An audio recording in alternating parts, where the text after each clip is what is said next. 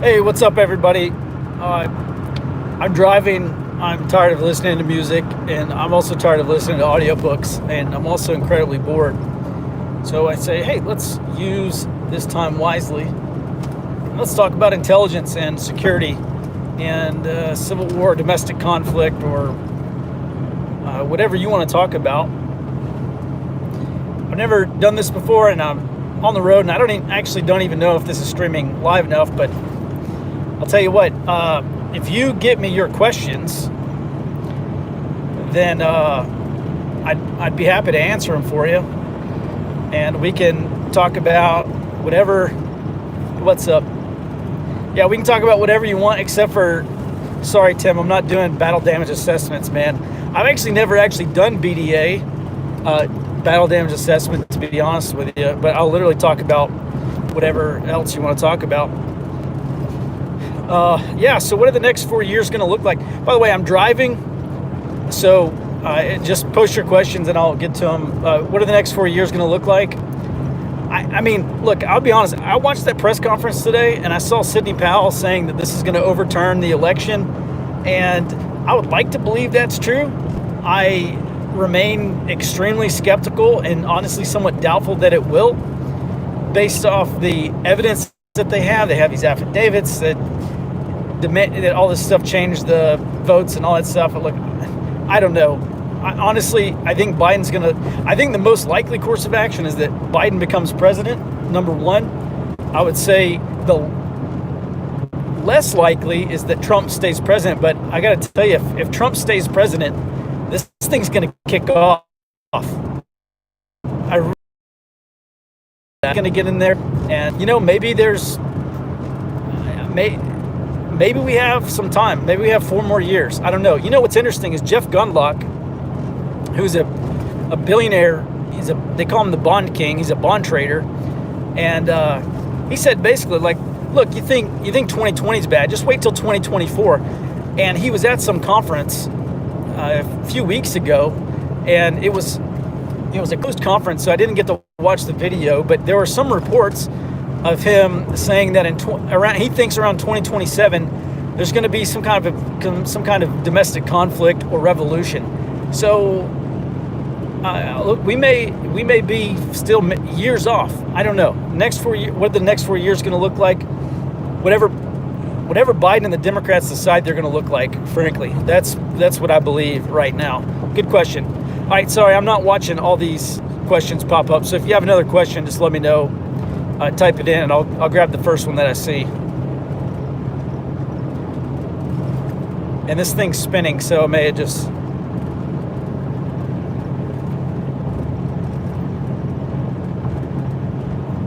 Are there any portions of our area survey that we should? Oh, damn it.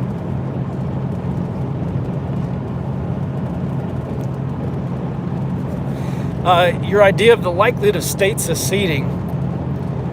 Well, that's interesting to me.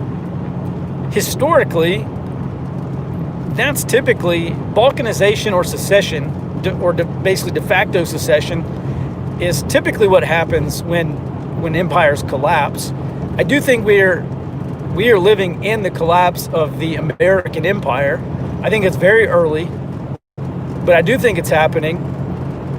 And secession, there are a couple things here. I've seen guys like Kurt Doolittle talk about city-states, which is also a very interesting concept. He basically says, like, look, that would solve the problem peacefully if the mega cities, the coastal mega cities, became city-states, and then the more rural areas kind of became just its own country minus the city-states. Then that would actually, and I don't know if that's feasible, but like I said, it's interesting. In terms of secession, I don't know, man. I used to think Texas would be able to do it, but I don't think secession would pass a referendum in Texas. Here's another thing that's interesting. All right. The more and more I look at, okay, so I spent my second deployment was to Iraq. right? And one of the things we did at C2 Special Projects is obviously we paid close attention to Iraqi politics. And yes, yeah, Laurel, I am driving. By the way, yeah, this is the driving Q&A. I figure, hey, let's use this time somewhat beneficially here. So, and I hope the audio is okay. So in Iraq, you have, basically you have two ethnicities or races, right? You have basically Persians and Arabs, and then you have primarily, or actually, and throw Kurds in there too, and there may be some other smaller ones. But basically, it's Arabs, Persians, and Kurds, and then you have the religious sects, which are either Sunni or Shia, and the way the Iraqi government is set up is, the president is supposed to be one sect, and the prime minister is another sect. So one's either Sunni or Shia, and then the deputy prime minister, I think, it was Barzani back when I was there, but it's supposed to be a Kurd. And you look at Lebanon, okay, Lebanon had a pretty massive civil war that just totally destroyed the country. And they had a power sharing agreement as well, because you had Christians, you had the Druze, D-R-U-Z-E, which is another ethnicity, and then you had Sunnis and Shias. And, like the speaker of their parliament was a specific ethnicity, and then the president was always going to be one ethnicity, and then the prime minister another ethnicity. And you have these power sharing agreements, and good Lord, the more I look at identity politics in the United States and, racial quotas and all this stuff, it's like, man, we might have, we might have a Caucasian president, a black vice president, and a Hispanic speaker of the House. And, I don't know. I say that somewhat facetiously, but God, that's what it looks like we're headed towards is, racial quotas for government and basically an ethnic-based power sharing agreement. And that's not a prediction. I'm just saying it's one of those things that it's like, maybe one day, maybe that's how people keep the peace eventually. What do you think about SOCOM reporting directly to SecDef? I don't know, man. I don't have anything. I don't have any irons in the fire. I don't pay attention to the Defense Department or SOCOM or anything like that anymore. And honestly, I was never at SOCOM. I never sat at a desk or anything like that there. So I don't really have an opinion. That's a good question. I just don't know. Let's see. If you type in your question, I haven't seen it, so just submit it again, and I'll grab the first one that pops up here, and we'll check it out. Any other questions about anything? Intelligence, security, defense, Civil War II, whatever. Literally, ask me whatever questions you have. I am driving, and I listen to music, I listen to audiobooks, I get tired of those, so let's do this. Did you change the name of your channel, or am I a new subscriber? No, this is still Forward Observer. It's always been Forward Observer for the past several years since I've had it. Need more people trained in fourth generation warfare. I can't argue with that. If you believe we're destined for another civil war, some kind of collapse, when do you specifically think it will happen? Well, I think we're probably already in collapse right now. I used to be very afraid, like back in 08, 09, 10, 2010 or so. I was actually very afraid that collapse would be imminent because, I'd listened to all these alternative media outlets and, all these so-called experts.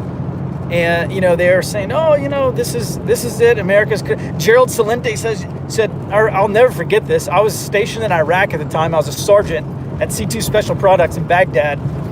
And I was reading Survival Blog and reading Gerald Celente and Alex Jones and all these other things. And Gerald Celente said, you're not going to, by Christmas 2008, you're not going to recognize this place.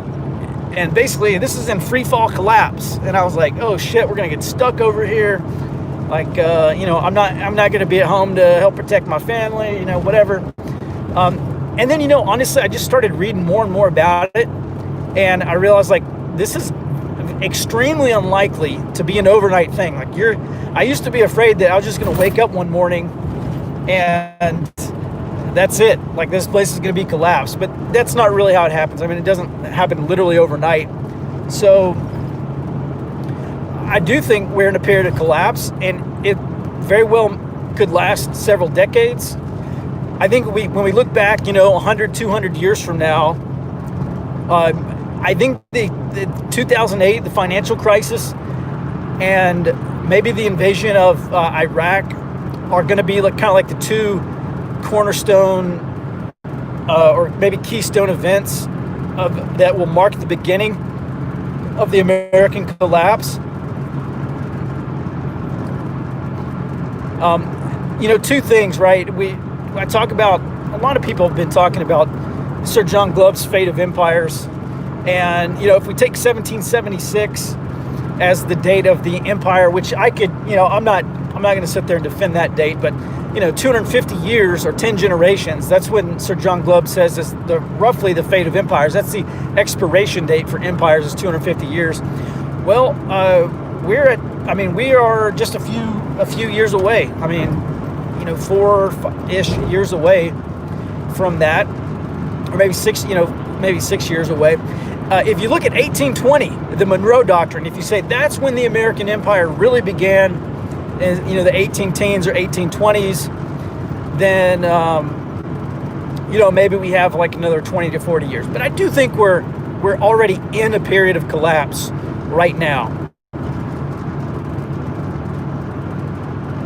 You look at the fourth turning and the demographic stuff. You look at Peter Turchin's stuff. You look at all these other people who, 20 plus years ago were saying the same things that we're saying now. You look at Samuel Huntington's work back in the 1990s, and I'm really convinced that we're actually living through it right now. So when will things get really bad? I don't know. That's tough to say. I mean, honestly, it could be a matter of days, depending on what happens with this Sidney Powell stuff. I'm somewhat doubtful that that's going to amount to much at all, but who knows? Are things going hot around February? I'm wondering if I need to leave my deep blue state immediately. Okay, so, yeah, I think the most likely scenario is that Biden is inaugurated in January, and then, in February, we have this national lockdown. That's what the Biden transition team, that's what those guys have been talking about, a 4 to 6 week lockdown. And I think depending on how enforceable or how enforced that lockdown is, we could see a massive spike in civil unrest again in February, January, February, into March. There's a lot of places that they're not going to lock down, and police have already said, these sheriffs in New York or Michigan or whatever, they've already come out and said, we're not going to enforce these COVID lockdowns. And you have this group of Republican politicians in Michigan trying to impeach the governor, saying these lockdowns are unconstitutional. I think they have a good case, or at least for saying that they're unconstitutional. So this January and February, in addition to economic disruption, we could have another massive spike in civil unrest. Honestly, as for leaving a blue state, I lived in a blue city in Austin, and by the way, the surrounding areas are just becoming bluer and bluer, like every passing week, because all these Californians are moving in. So, me personally, it was time to leave for me. And I moved back in February in February this year. Before all the COVID stuff, we had been making plans for several months, because I just said, look, 2020, who knows what's going to happen? I don't like what's going on with the election. Who knows what's going to happen then? Like, I want to go ahead and move and get situated where we are, which is what we did. I can't advise you, obviously. I'm not going to advise you on what to do, but just know I moved already. All right, what's another here? Give me another question here. Give me another question here, and I'll answer it. Is the FBI grooming militias for terrorism to be blamed? I wouldn't say they're grooming, but you look at a lot of these things these big terror busts that the FBI has done with these Islamist groups. And it's like, FBI uncovers FBI terror plot. Actually, don't quote me on this, but I could have sworn I saw a study that said there was not, in the past 10 years, there's not been a single homegrown Islamic terrorist plot that did not have some FBI involvement. And I forget why I read that, and I want to say that came from a reputable source. It wouldn't surprise me if that were true. But, I mean, look, on the one side, we just have to say, look, yeah, people are pissed off, they're armed, and some people are going to act on that, and the FBI doesn't need to be involved in an act of terrorism. And then the other thing, we see all this stuff, like you actually go in and read the criminal complaints for some of these domestic terror plots, and they're running confidential informants, and these confidential informants were trying to encourage these guys to plot and plan and do all this stuff. And then once you realize that, you're like, well, I mean, maybe these guys would have done this stuff anyway, but if the CI wasn't there to encourage people to commit felony conspiracy, to commit whatever, would they have done it? And the answer is, I don't know. So the short answer to that question is no, I don't think the FBI is grooming militias. The long answer is, in some cases, they may encourage a plot just to shut it down, to grab that low-hanging fruit, to grab the low-hanging fruit.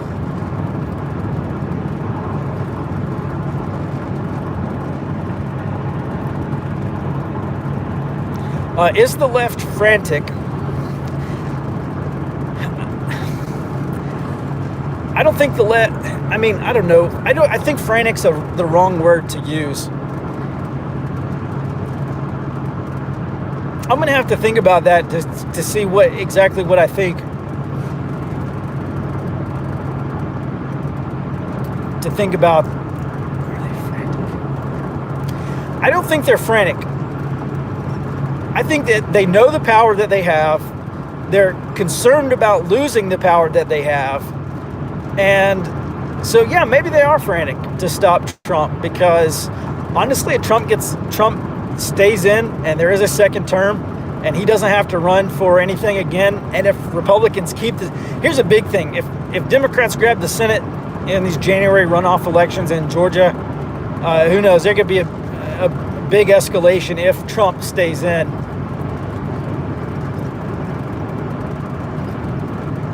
I do think they're frantic to prevent another Trump administration, and I do think that there was voter fraud that was aimed at beating Trump. What happens to the military if there's a country has a civil war? Well, it kind of depends how bad it gets, right? If this is just a low intensity conflict, like the Irish Troubles, where the use of it's not really a conventional conflict, it's more like kind of a terrorism / insurrection thing, maybe the military stays intact. If this does escalate to a conventional conflict, which I don't think is likely, but if it does, then yeah, you might have some military defections, but I think that's very unlikely. I mean, things would have to get really bad for there to be mass defections from the military. That was one of my arguments against that point last year, is like, look, these guys, this is their job. They leave the military, they don't have a job. If we do have a conventional conflict, the economy's going to go to shit. There aren't going to be any jobs. And, maybe some people walk away. But, people have benefits. And, a lot of soldiers have families. And they have health insurance and a steady paycheck. And people with 10 or 15 years in say, well, I got retirement right around the corner. Am I really gonna walk away 15 years in? I would say for most, probably not. So I don't think there's going to be a storming of the armory and, go grab the tanks and the infantry battalion commander is going to order all his Joes to, go grab all the shit out of the armory and go to war. I just don't see that happening.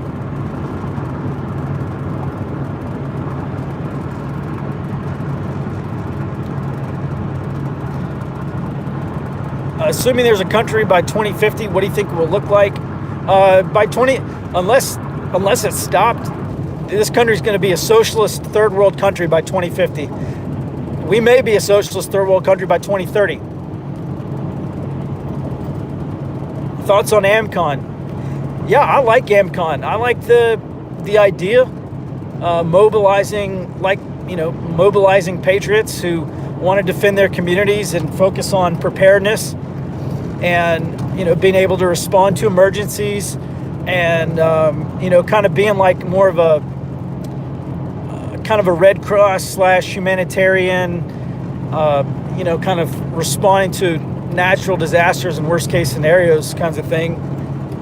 Yeah, I like Amcon. I actually just flew out there a month ago, and I was on their podcast to talk about intelligence. And yeah, I like Amcon. Short answer. Any other questions? Intel security, Civil War II, literally ask me just about it. When can we expect to see the forums at the FO website? Okay, yeah, great question. So last night, we just moved to a new membership platform, which is going to allow us to have forums.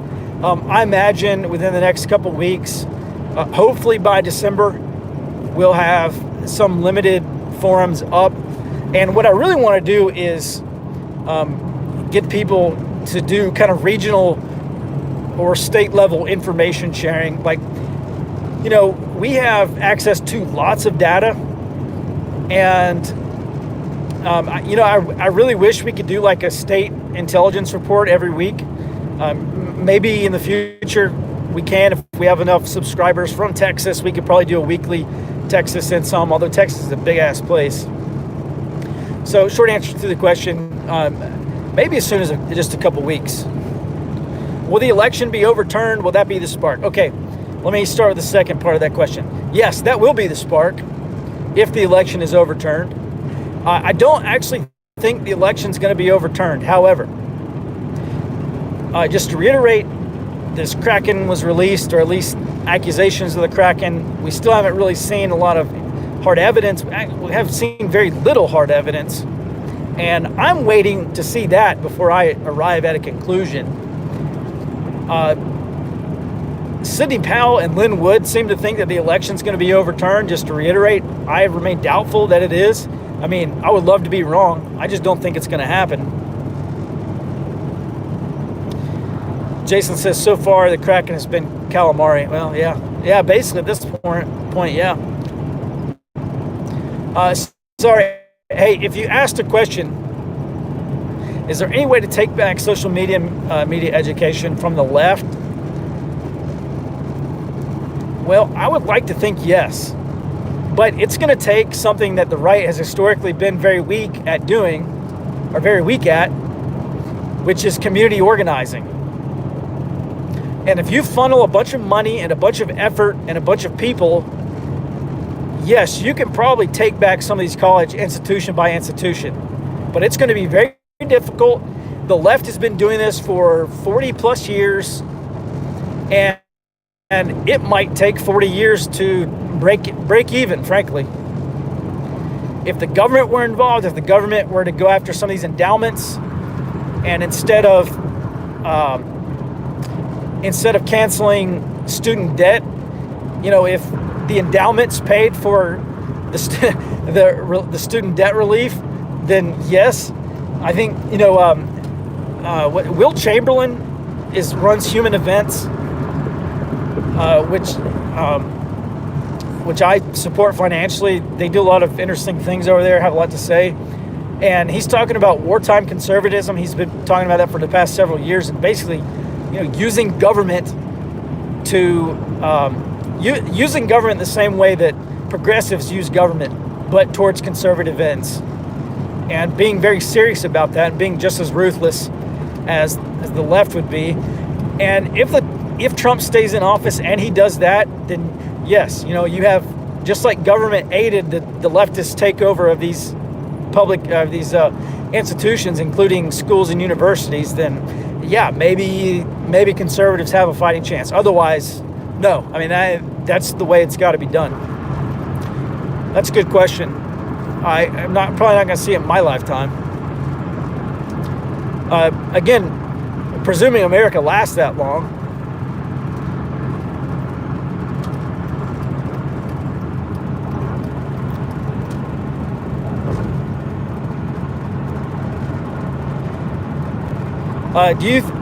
Is there a state, a city, a state, or a country that will replace the United States as a land of opportunity?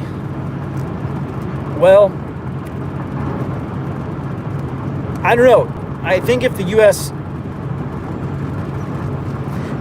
balkanizes, then yes, somewhere in there will be carved out a land of opportunity. I used to think and hope that it would be Texas, but honestly, there's too many Californians in Texas right now for that to happen. I mean, Texas, the thing is, like, we're all jumping for joy that Trump won Texas by, what is it, like 5 or 8 points or something like that, or 6 points. Well, I mean, in another 10 years, it's probably going to be 6 points the other way. Whoops. Hey, Trenton, thanks for the super chat donation here. Utah or Wyoming? I used to live in Wyoming. I really liked it, but ultimately it was just too far away from home, and I couldn't get my family. So part of my family's from Idaho, and so I was trying to, I don't know. I went to Wyoming because it came in second place in the Free State Project, and I said, hell yeah, let's do it. So I quit my job in the intelligence community. I packed up all my crap, which actually was not a lot of stuff, and I moved to Wyoming. And I really liked living in Wyoming. I lived in one of the blue counties just because that's where I could immediately find a job. Actually, as a fly fishing guide. Wyoming's problem, once I got there, Wyoming's problem is that its industries are under attack. So coal and oil. My concern is that eventually Wyoming's, other than agriculture, Wyoming's not going to have any kind of industry to sustain it as a state. And, that's one thing that I disliked about Wyoming. Otherwise, it was great. Yeah, man, I'm a huge fan of Core Blund. I like Core Blund a lot. Sorry, if you have another question, type it in. Just, man, if you got a question, copy and paste it, because I'm driving right now, so I'm just glancing at my phone, finding the first question I see and going after it.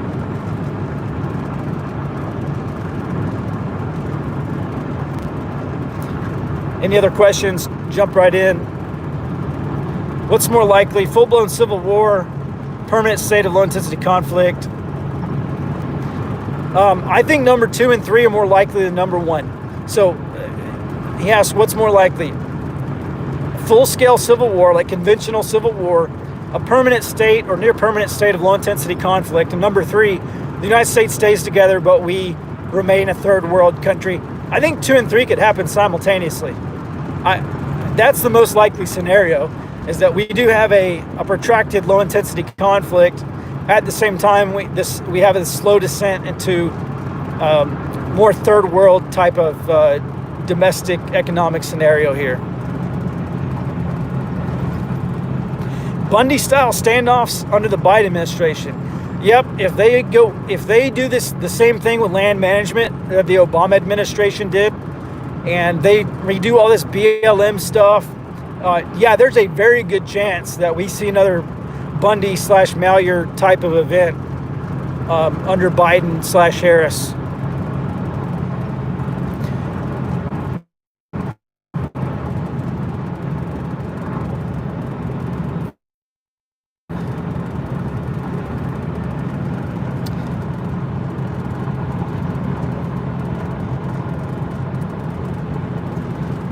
How long before Antifa goes seriously kinetic? Yeah, that's a great question. By kinetic, I guess you mean armed. Well, we are seeing a lot of groups, a lot of leftist groups who are arming up. We're seeing veterans, including some people who have some combat bona fides. They're either in the Army or Marine Corps. There's a couple of soft guys running around. Here's the interesting thing the left's been doing versus the right. The left has been building. Okay, so in the Army, you have combat arms, and then you have combat support, and then you have combat service support. And the right has been focused primarily on combat arms, right? Buying arms, getting training, buying nods, and all these Gucci rifles and Gucci kit, and Cry multicam and multicam black, cool operator looking dude wear, whatever. The things they've not been doing is building out logistical and intelligence networks and building the support and service support classes. And then I look at the left, and they've been very slow to build out their armed factions. I mean, there are armed leftist groups. They are proliferating. They are recruiting. They are growing by leaps and bounds. But they've been primarily focused on building support and service support networks. And you ask the question, well, what takes the longest to develop? Actually, the armed faction takes the least amount of time to develop. The intelligence and logistics networks take the longest amount of time to develop. And these leftist groups have a head start on the right-wing groups in terms of building out logistical and intelligence networks. And so I think despite the lack of arms, despite the lack of trained people, they have a strategic advantage. Now, maybe not everyone agrees with that. If you don't agree with that, I'm sorry, but you're wrong. They do have a strategic advantage because they've been preparing for a cultural revolution, kind of this, Maoist bottom-up revolution for decades. I mean, I go all the way, well, I mean, personally I don't, but you can go all the way back to the Battle of Seattle, right? I mean, those week-long riots by anarchists in Seattle during the, World Economic Forum or whatever met, or the G7 or whoever met in Seattle in 2000. And, you look at that, and these anarchists have been at it. They've been building affinity groups. They've been, figuring out communications. And they don't have the armed factions yet, but, that's actually the quickest one. I mean, look, it would only take a few months probably to stand up a company in most of these cities, to stand up a company of armed fighters, if it got to that point, and maybe it will. Guys, a really good intelligence network takes at least 6, 12, 18 months. I mean, hell, I've done this in numerous places, and it's slow going, man. It's tough to build an intel network quickly. Like, there's no way you can build something in 3 months. You can stand up a company of troops in 3 months. You cannot stand up an intelligence and logistical network in 3 months. Not from scratch.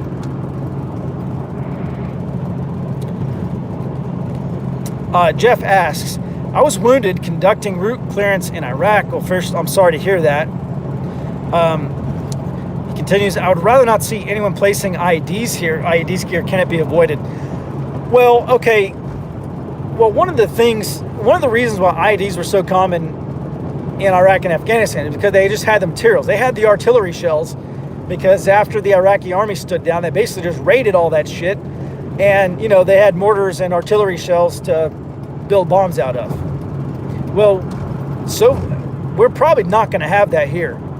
So will there be IEDs in a large-scale conflict in the United States? Yeah, definitely. We've already seen, the ATF describes Molotov cocktails as a destructive device. A destructive device. And, they've used fireworks and other pyrotechnics. These leftist groups have in Portland. We've seen some right-wing groups, talk about that kind of stuff. Can it be avoided? Probably not, but I don't think it's going to be quite the problem that it was in Iraq and Afghanistan. Like, I don't think we're going to be needing to put minesweepers on the front of our trucks and, you know, going out with electronic countermeasures to defeat IEDs in the United States. Hey, I could be wrong, but I just don't see that happening very widely. And those are my observations, and, you know, of course, I mean, I can't predict the future. I just don't think it's very likely. Playbook for the deep red states for the immediate future. I don't know, man. So many of these governors and Republican governors of these red states, they're GOP establishment, they're conservative Inc. They're part of the club. They're not like you and me. And I don't know. I think a lot of those guys are just in it to play the game and to go along and get along and to use government to attain wealth, power, and influence. Right? I mean, that's why a lot of people go into politics. Wealth, power, and influence. The immediate playbook for red states, I don't know. I don't see massive secession movements happening. Now, of course, once Biden is inaugurated, yeah, all the secession stuff that we saw back during Obama, that's just going to come right back. There's going to be these nascent secessionist movements, you know, the State of Liberty, the State of Jefferson, Texas Nationalist Movement, you know, all this stuff's going to come back, but I just don't see it going anywhere, at least not now.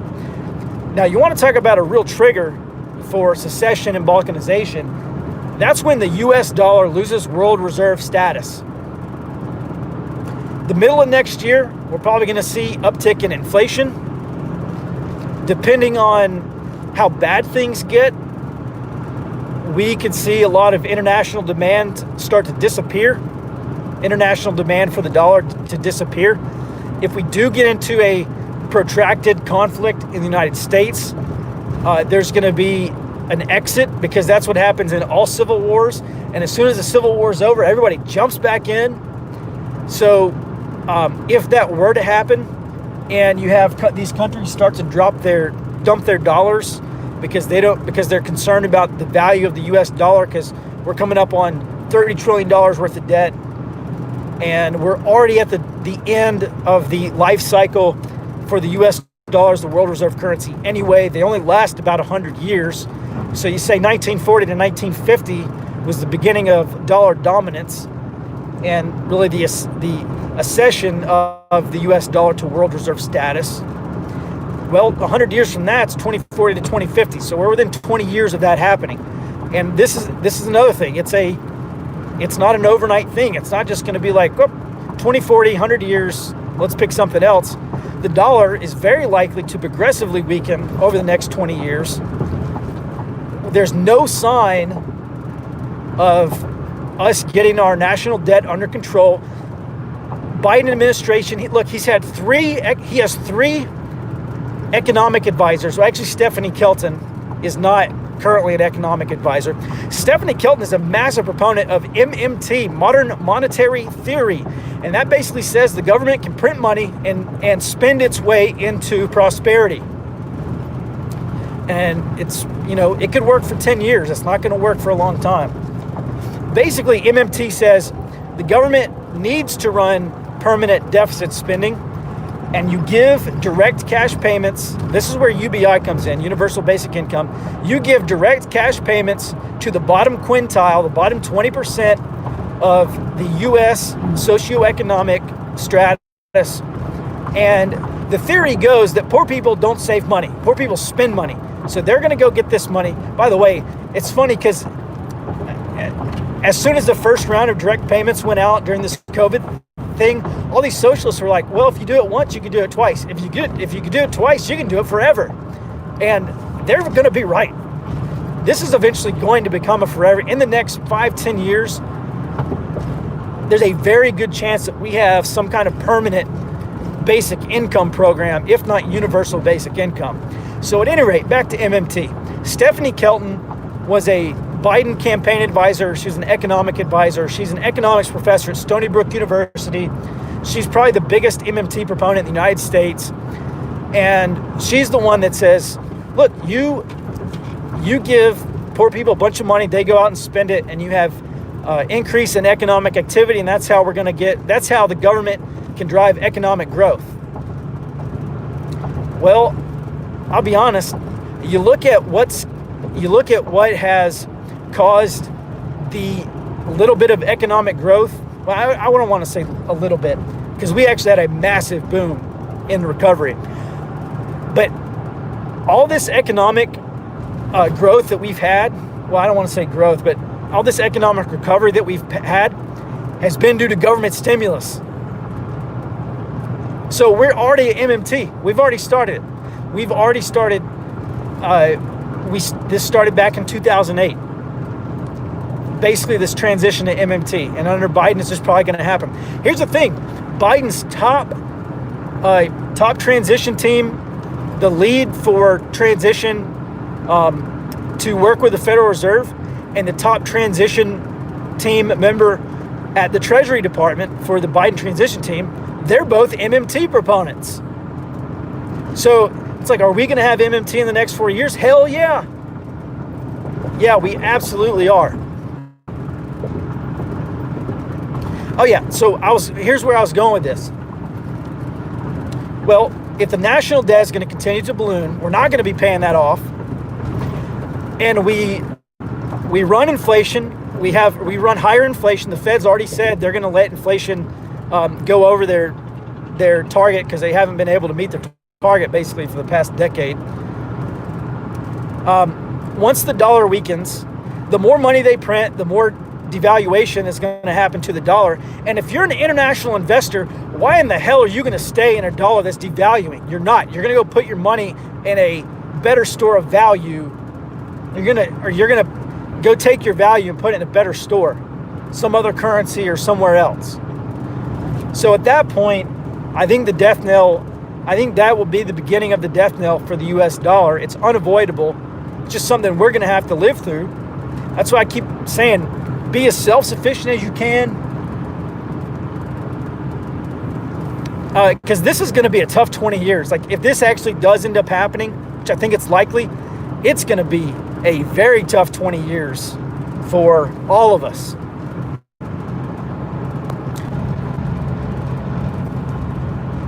Hey, sorry about that. I dropped my phone, and then it actually the app minimized. Sorry about that. All right, hey, so MMT is going to work for a little. Look, here's the thing: all these dumbass economists back in the 1970s and 80s, they're saying, "Oh, look, the Soviet Union has a centrally controlled economy, and the Soviet Union has 20-30% year-over-year economic growth every year. That's what we can achieve if we just had a centrally planned economy."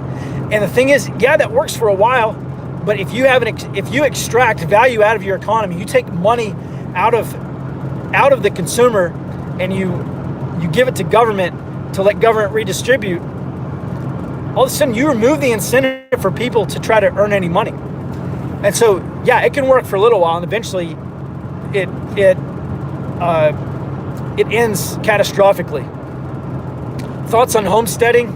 Man, I would love to homestead, honestly.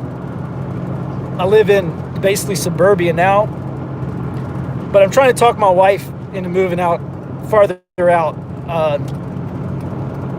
But, you know, I wish I could do it. I just don't have the, homestead. If you can homestead and keep your job, like keep your kind of your quality of life or standard of living, that whatever you want. I know one of the big things for a lot of homesteaders is actually reducing and minimizing what they have, so there's less upkeep, so they can keep more of their money and less of their money goes into their home. But yeah, man, everyone's going to need to be as self-sufficient as possible. Build resilient communities. Start up a barter network. If you don't have one already, start a farmer's market or some kind of co-op, or join a local thing. One thing our preparedness group has been doing is we've been going out and trying to find ranchers who, farmers and ranchers who want to sell directly. So, basically if they have stuff that they can't put on the market, like we can come in and buy it, and then we can just can it and, have it last for 5, 10 plus years. So yeah, really, this is not really my forte, but yeah, get as self-sufficient as possible. Okay, I'm using blah, blah, human terrain. How deep of a profile do I need? Okay, so my profile is pretty easy, right? I'm looking for intelligence value and threat level. And if you have a high intelligence value or a high threat level, I'm way more interested in you. So, if I'm doing my area study, I'm looking through my human terrain, the people who live around me, the groups and organizations that are in my community. I would definitely check those people out.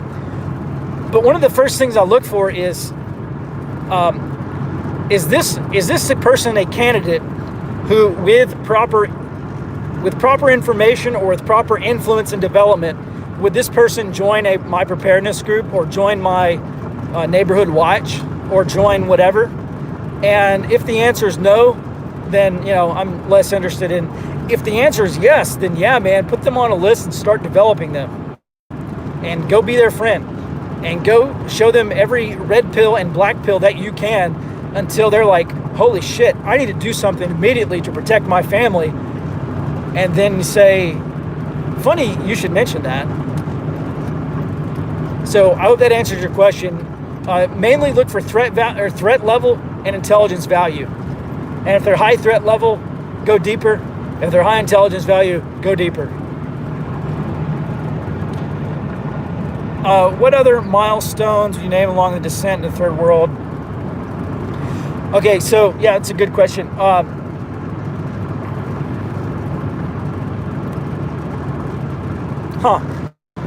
So obviously the loss of the dollar is the world reserve currency. Obviously if there's a protracted domestic conflict, which actually produces political casualties,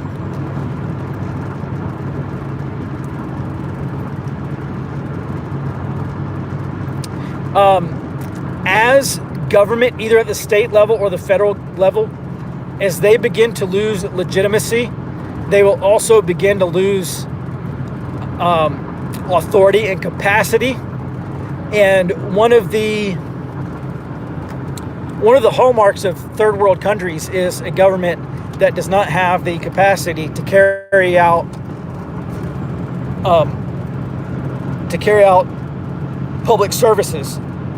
So any kind of disruption to public services or utilities that cannot be quickly repaired, that is another indicator. Obviously, it's a damn shame that in Flint, Michigan, they can't even drink water out of their faucets. That, to me, is very third worldish. The rolling brownouts in California is very third worldish.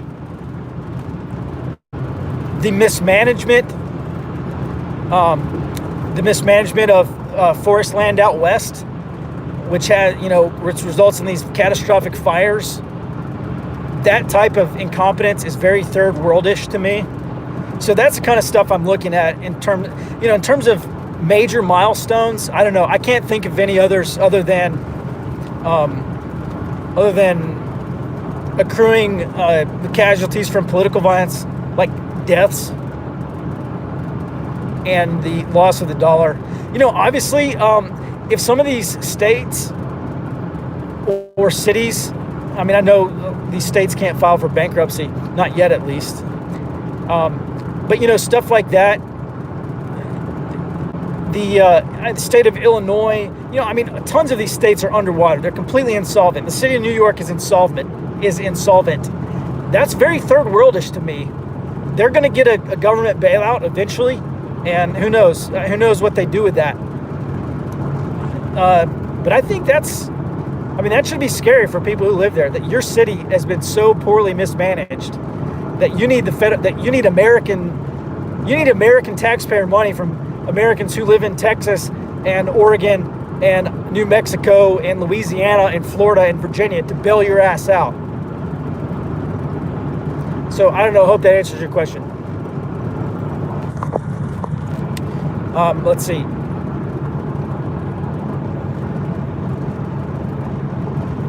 Oh, okay, this is interesting. Which side would dish out the most damage? Okay, that's a good question here, and I've got a really good answer. Look, I spend a lot of time reading kind of accelerationist literature. Like I read Harassment Architecture just a couple of months ago.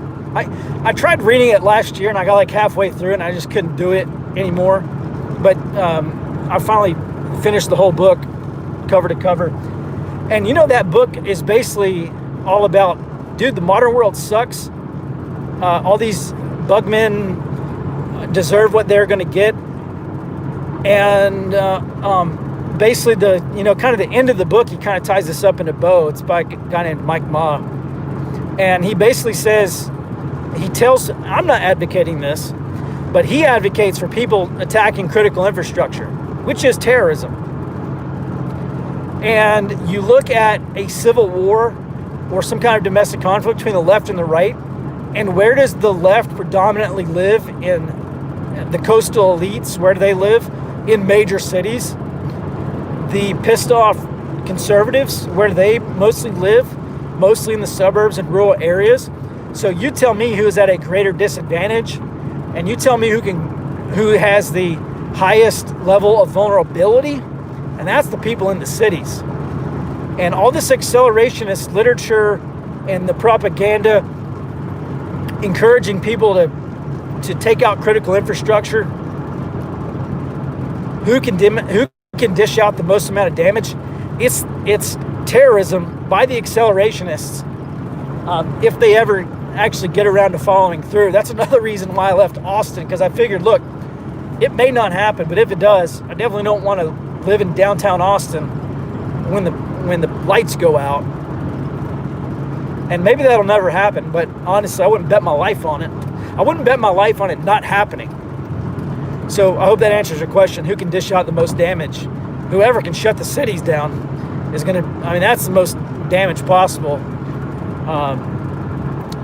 Yeah, look, and I wrote a blog post last month, and I recommended 2 books that I really enjoyed.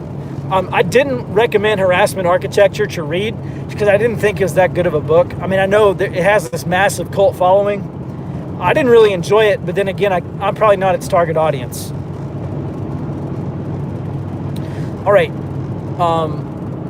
Sorry, I think I missed a bunch of questions, but I'm still here. Which portions of our area study should we review post-election?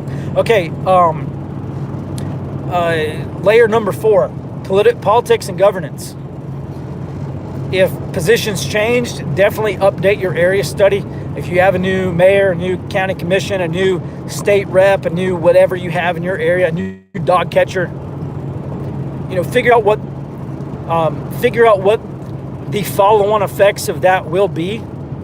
Like, for instance, if you live in a state like Texas or Idaho or Colorado or Nevada or whatever, and you have a lot of Californians moving in, and they think your little mountain town is quaint, and they moved in there, and now they've flipped your county blue, and now you have a bunch of progressives elected, that's my top priority, is trying to figure out the political ramifications of that. I hope that answers your question.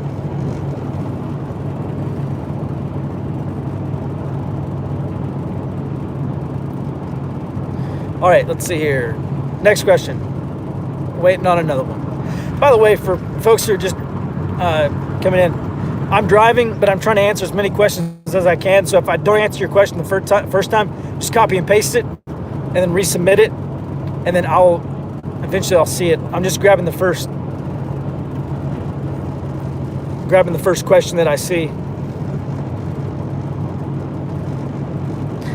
And my dog is so funny. He's my road buddy on this trip, and he's getting pissed off because he's trying to sleep, and I'm hitting these potholes on the interstate, and it's waking him up. He's not very happy. What role would CIA play in a civil war? Well, the CIA is greatly limited to what they can do domestically, to the point where, I mean, damn, that's a good question. They're limited to what they can do domestically, but it doesn't mean that in that scenario they won't have an active role, and it doesn't mean that they're not active now. You know, you go back and you read the Church Committee and the Pike Committee, their reports on CIA and all the domestic intelligence stuff they're doing. It's scary, man. They are doing a lot of stuff that they shouldn't have been doing. And then you had all these reforms. I mean, that was like back in the 70s, I think, the Church and Pike Commissions. And they're supposed to stop doing that stuff. I don't know, man. It's above my pay grade. That's a good question. I can't really answer that question beyond the information I gave you. All right, sorry, I think I just missed a few questions here. If you would just send those questions through again, and I'll grab the next one and work on it.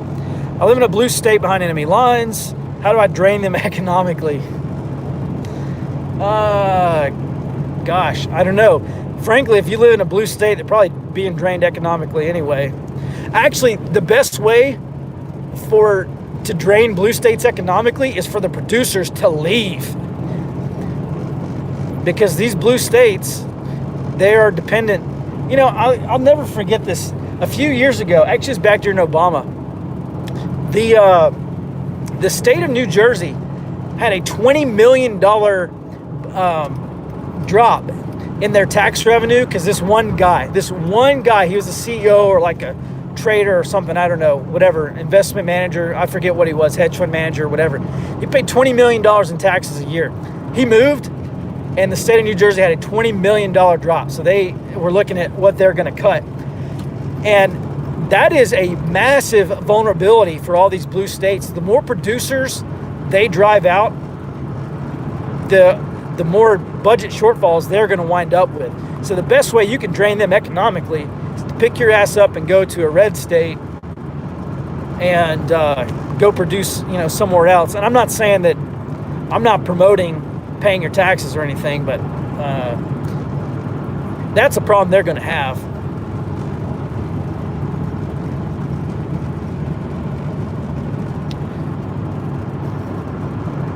Let's see. Sorry, I missed a couple comments or questions. Do you prefer bait to lure fishing?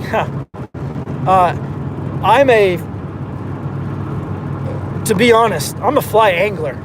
So the only time I do bait fishing is when I'm on the coast. If I'm not surf casting, then I will fish with bait. Otherwise, and honestly, with my fly rod, as long as I have room enough to cast, I can outfish most of my buddies who are fishing with spin tackle with lures or bait. So I've honestly just gotten to the point where I almost exclusively fly fish.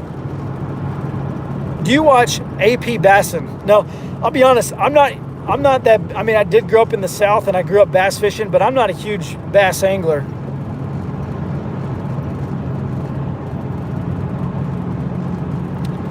Yeah, hey Puff, if you can, email that to me. Yeah, sorry man, I remember your email now. But yeah, if you email that to me again, I'll take a look at it this weekend.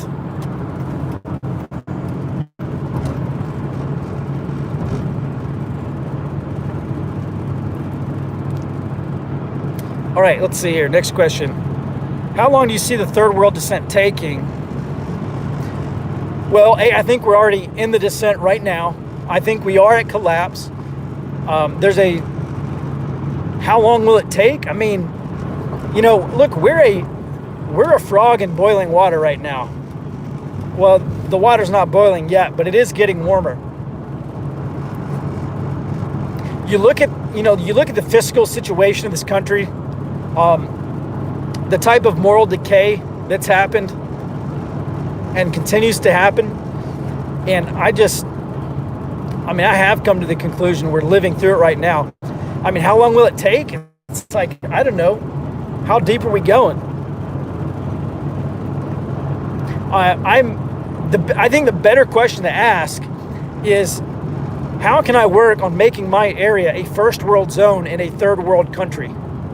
And if we can all put our noggins together and figure out how we can retain a first world zone, or geographically, strategically relocate to build and defend a first world zone in a third world country, I think we'd be much better off.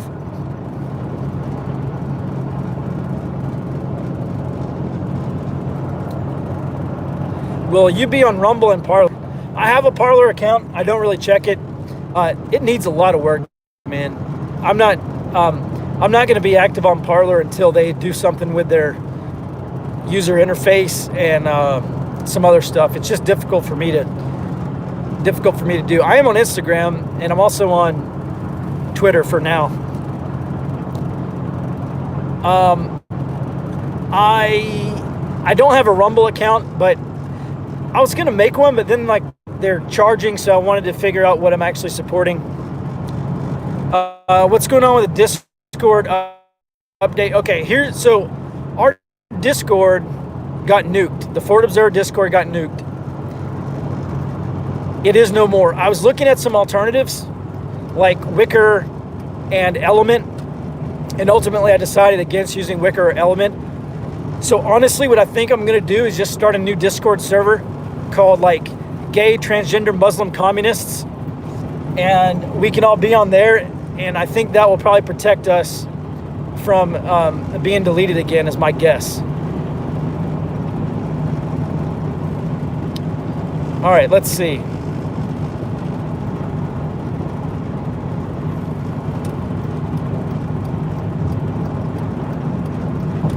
Is Amcon gonna amount to anything? Well, I think they already have amounted to something. Where they ultimately go, I don't know. But I'm already seeing local guys get linked up through Amcon. And remember, this is the very beginning. Like, they literally Mike Glover just started this thing over the summer, I think, when I watched that first video. And I was like, actually, this is pretty interesting. So I think they already have, because they have chapters all over the country. I think they already have amounted to something, frankly.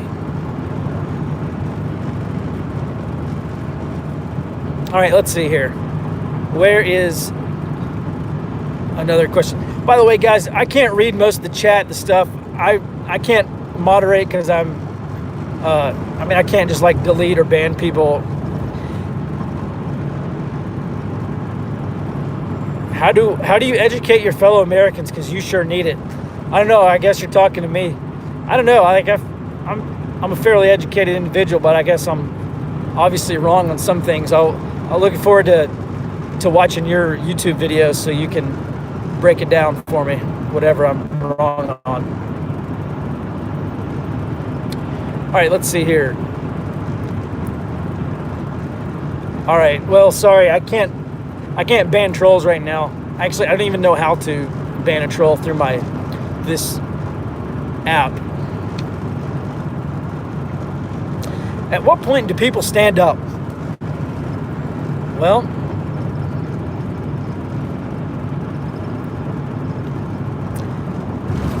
I don't know. I honestly don't know the answer to that question. Right now, everyone's pretty fat and happy. I mean, I know there's a lot of pissed off people, but look, a lot of people are back at work. A lot of people live fairly comfortable lives.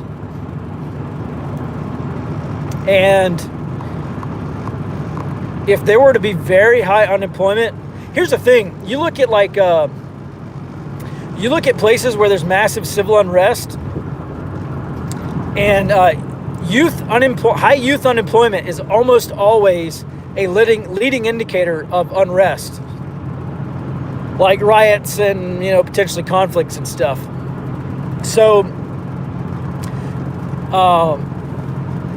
here's the interesting thing. I started to read this book called The Coming of Neo-Feudalism, and I set it down to read another book and just haven't picked it back up. But, basically this guy's saying, like, there's going to be a technocracy where very wealthy people will control most elements of American society, like the media, big tech, big pharma, all that stuff. And basically it's going to be a lot of little guys and very few big guys. The concentration of wealth and the 1% and all this stuff. And I don't think he's wrong. I think he's right. The question for me is anyone going to stand up before we get to that point? History says no, but I could be wrong. What's your opinion on the Signal app? I mean, look, as far as I know, the Signal is like probably one of the most secure things you can use on a smartphone. And I say secure really with scare quotes, because if you're using an iPhone, you virtually have no security.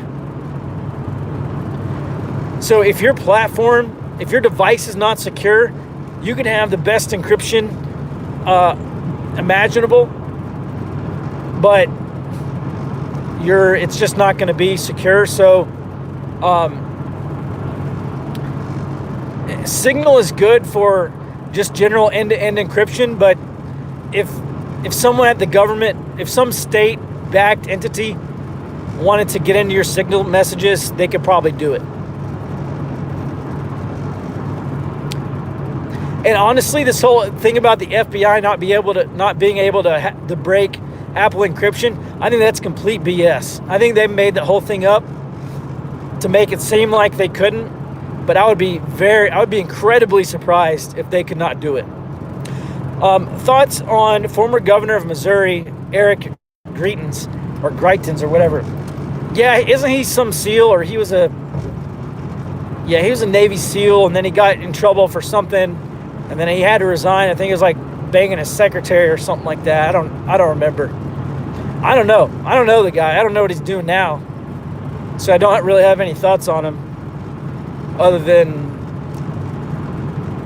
I don't know, he probably shouldn't be banging a secretary, but I don't know. Will gun control kick this off? Yeah, we run that risk. Yeah, if there's any kind of, here's the thing, right? Everyone's like, well, if there's gun control, that's, I'm going to jump off the porch. Well, guys, people have already been killed. Duncan, what's his name? Duncan Limp. A number of guys, including some veterans, have already been killed over ERPOs, red flag laws. And you know what basically happened? A bunch of jack shit. So there's a bunch of people saying, well, I'm going to jump off the porch if we get to that. Well, we've already gotten to that. Now, maybe people will react, or Duncan Limp, yeah, that's his name. Maybe people will react differently if it's a Democrat doing it. I don't know, but I know the ATF's been looking at, reclassifying these pistol braces and doing all this other stuff with the NFAs. So, maybe that will lead to some kind of violence. I don't know. Let's see here. Looking for another question. I'm surprised how many people think these people are doing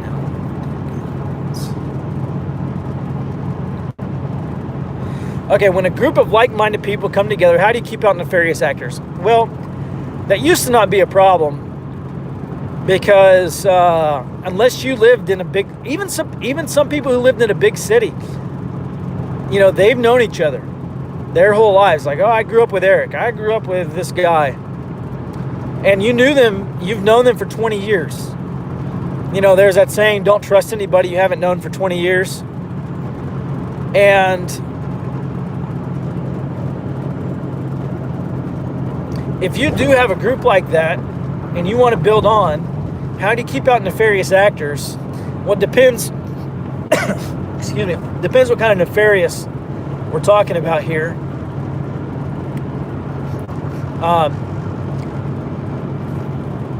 I look at, that movie Meet the Fockers, and what's the father-in-law's name?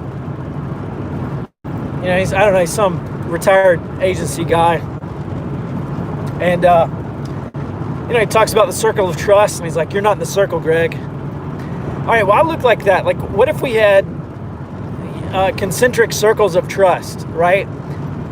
And you look at what biker gangs do, and you look at what these cartel guys do, right?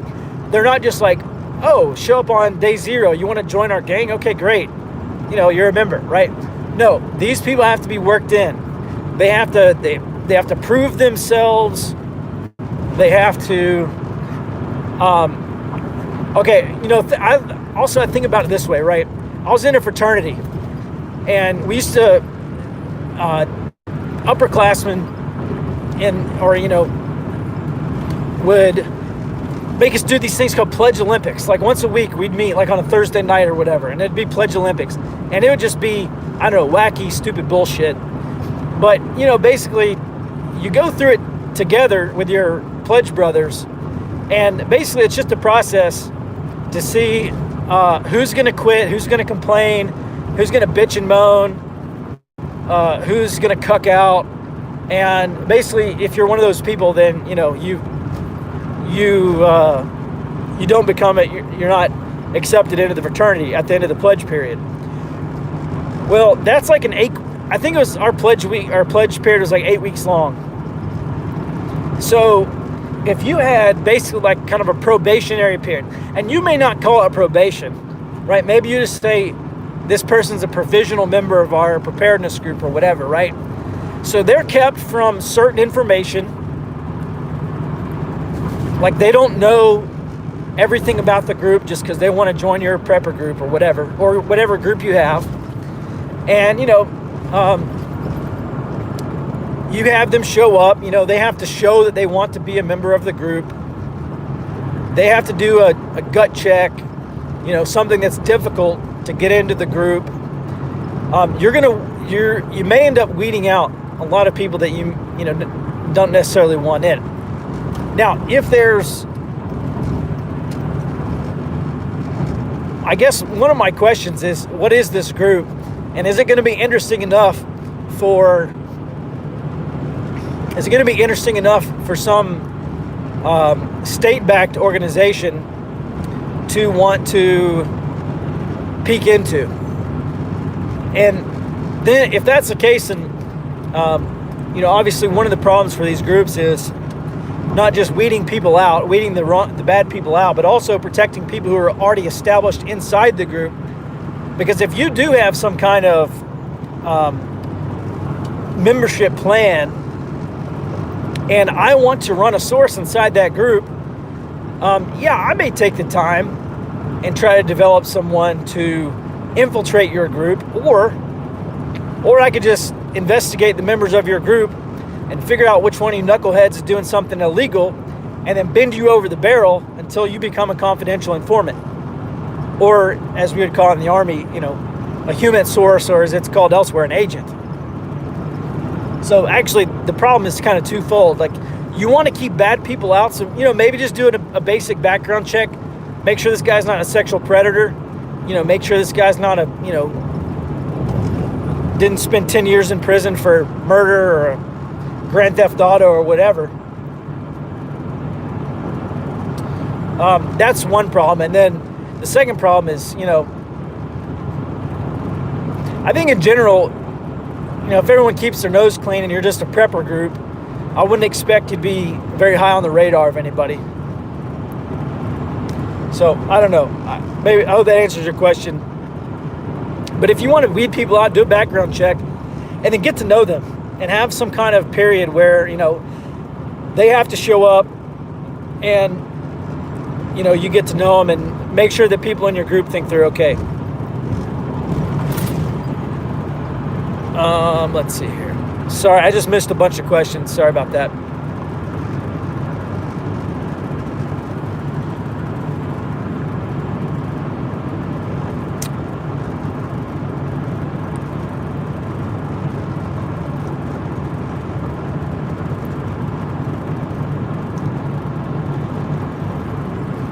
Let's see here. Sorry, I missed a bunch of questions. If you would put your question back in, I'll check it out.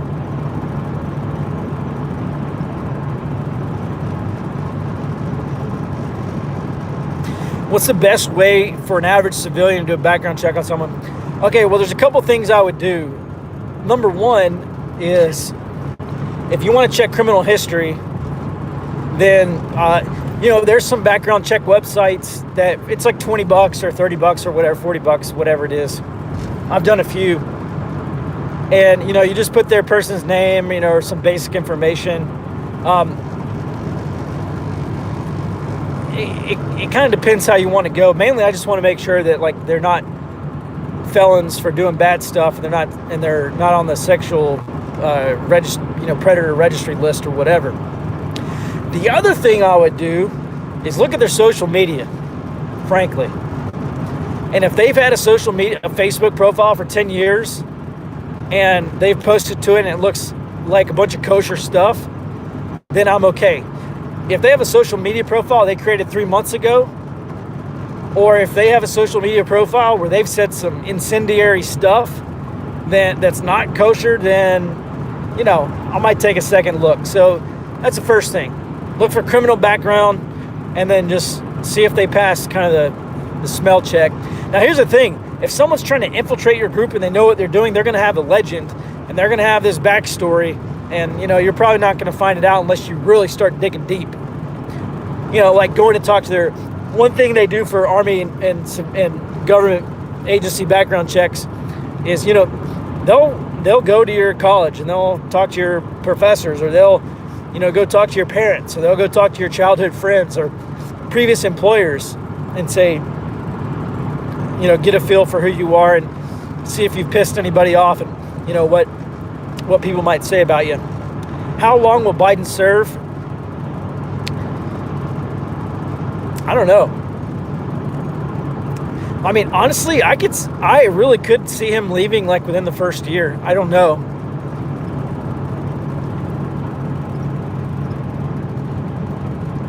Oh, shoot. Sorry, man. Well, crap. I just missed that. Sorry. Whoever just sent me that super chat, just write super chat in the thing and post your question. Sorry, I missed it. I didn't even see it up there until it was already gone. What will you say when they come to give you a vaccine? I'm not doing the vaccine. I'm not getting the vaccine. I'm not interested in the least. When you cannot trust the government, guys, there's no government at all that you can trust. So it's not like there's a government that you can trust and a government that you can't trust. Government is made of people, and there's no way that 100% of people who make up government are trustworthy. Therefore, I do not trust any government at any level for anything. Where's this guy driving to anyway? Man, I still got a few hours ahead of me. But I'm going to do this for maybe 30 more minutes or something.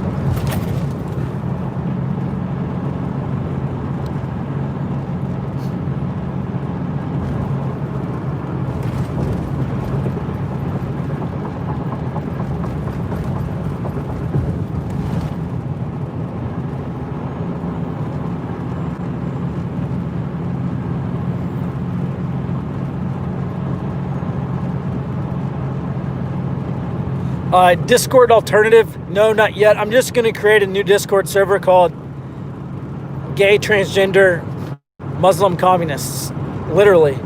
And I'm just going to invite everyone to join that one, and hopefully we'll be okay. Okay, cool. It's the end of the U.S., isn't it? No one believes the elections were fair.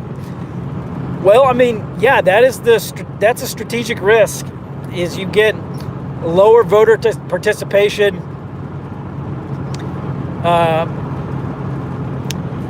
I don't want to say that this election was the end of the United States as we know it, because I think that ball probably got rolling back in 2008 with the financial crisis and everything they've done since then. But yes, you look at the voting trends of younger people, how they skew to the left, and you look at the rise of socialism / democratic socialism, or whatever they want to call themselves.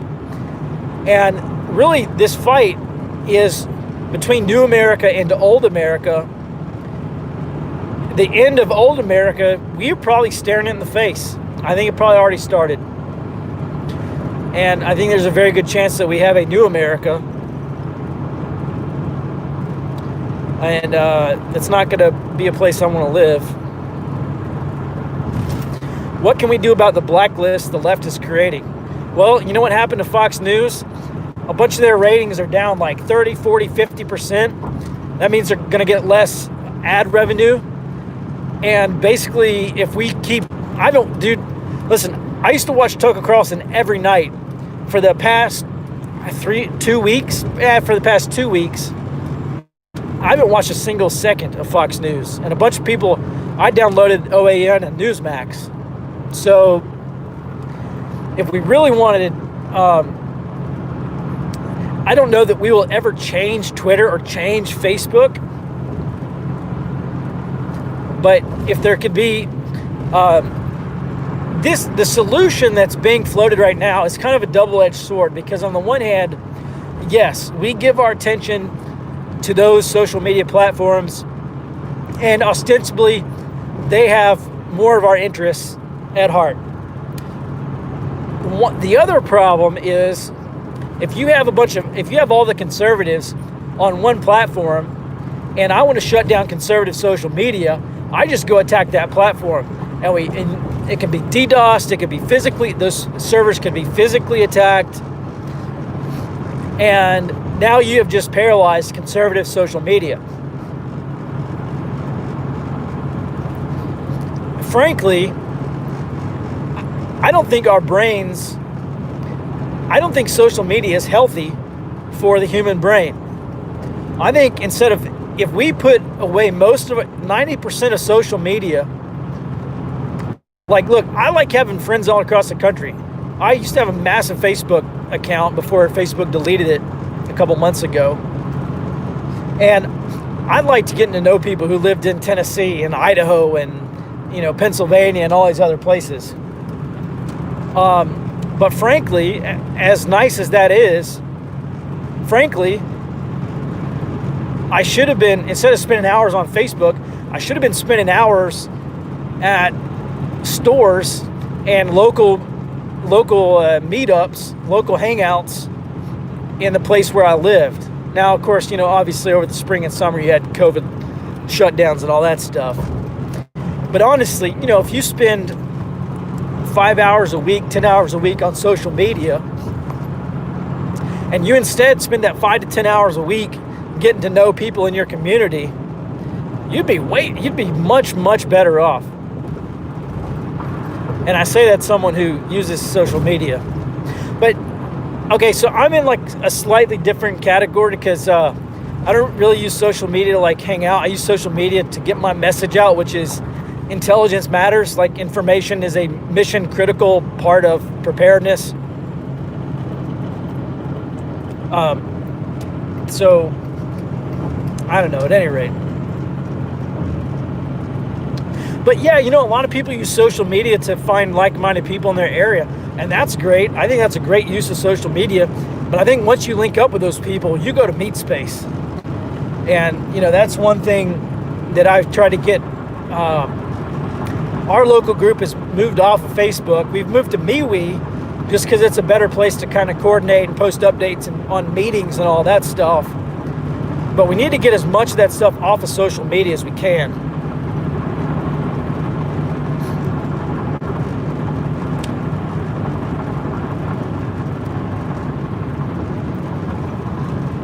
Let's see. Can you paint your foul and wear short shirt, your FAL? Yeah, you can do that anyway. If I had an FAL and short shorts, I'd probably go to the range with both of them.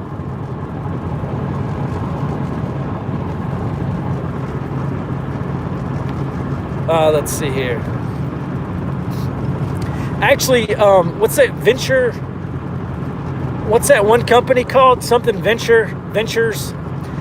They have a bunch of roadie pattern stuff like hats and Rhodesian rigs and shorts, and they got the whole brushstroke everything over there. And honestly, I thought about just dropping the money to buy a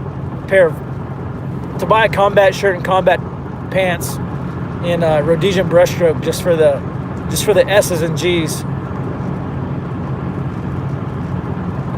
Are you concerned about a cashless society? Yeah. Yeah, considering, okay, so obviously there's not a coin shortage, right? Obviously that's just a thing to get people away from using coins because it's a vector for transmitting germs and stuff, right? Okay. Well, they've been talking about doing away with the penny, and they've been talking about doing a lot of this stuff for several years. Honestly, would not be surprised if they started to phase out coinage after COVID.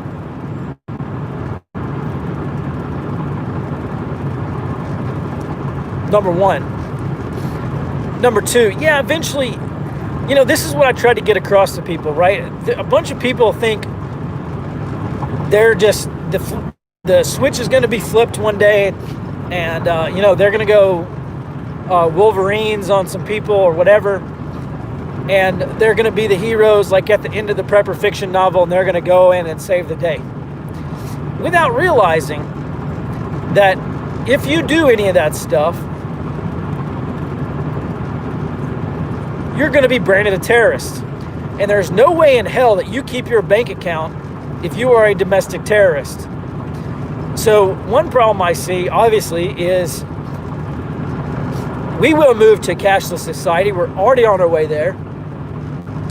And just like we saw, Shopify doesn't like your business, and so they kick you off. And Chase Bank doesn't like your business, so they tell you, we're going to write you a check and go find another bank. And this stuff is just going to happen more and more. I mean, look at all the stuff that's happened under Trump. And realize that's what's happening under Trump. Just wait until you see what happens under Biden. When you have a government that's leaning on these companies to do more stuff like that.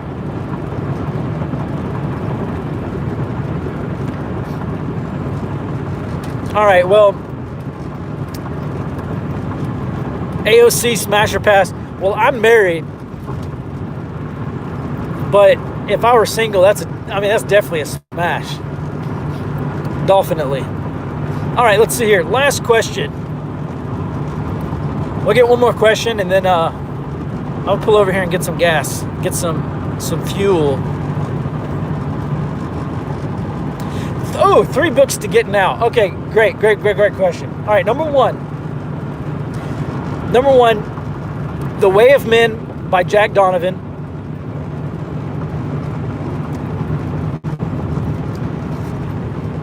Number two,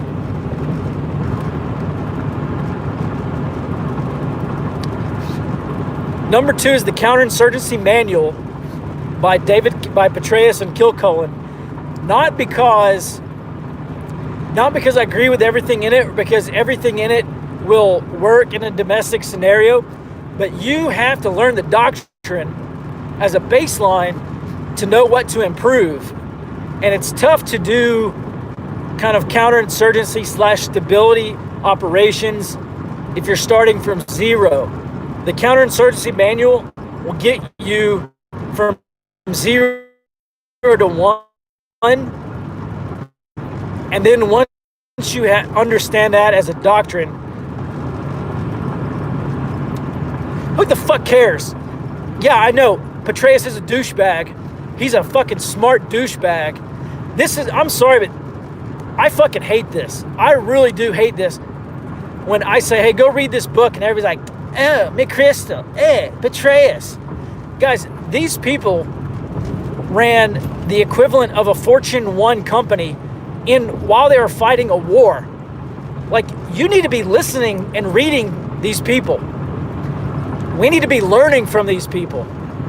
If not learning from what they got right and learning from what they got wrong. So yeah, Petraeus and McChrystal both suck a bag of donkey dicks, but it doesn't invalidate what they can teach us. And then finally, the third book is by McChrystal. It's called Team of Teams. And if you're building a preparedness group or a preparedness network, then you need to read Team of Teams, because you are going to be a leader, you're going to be in a management position. And Team of Teams is a damn good book, even if it is written by a douchebag. So, guys, I could have gone any way with those 3 books, but those are just the 3 books that I think would be the most beneficial for people who are trying to get from 0 to 1. And those 3 books will do it. The Way of Men by Jack Donovan, honestly, that's a motivating book. Like, that's a highly motivating book for me. And then the other 2, Counterinsurgency Manual, Petraeus and Kilcullen, and McChrystal's Team of Teams, to get you from 0 to 1 when you're thinking about conflict and kind of counterinsurgency and stability operations and leadership and management. All right, yeah, I'll put that out in a tweet. Actually, I'll put it out on Instagram. I'll just make like a little image, and I'll put it out on Instagram and Twitter and stuff too.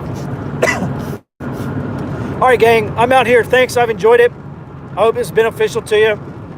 Everybody, I hope you have a good night. And man, I know I say this like every 6 months, but I really am going to try to do some more videos for you on this type of stuff. All right, well, I'm out here. Have a good night. Until next time, stay out front.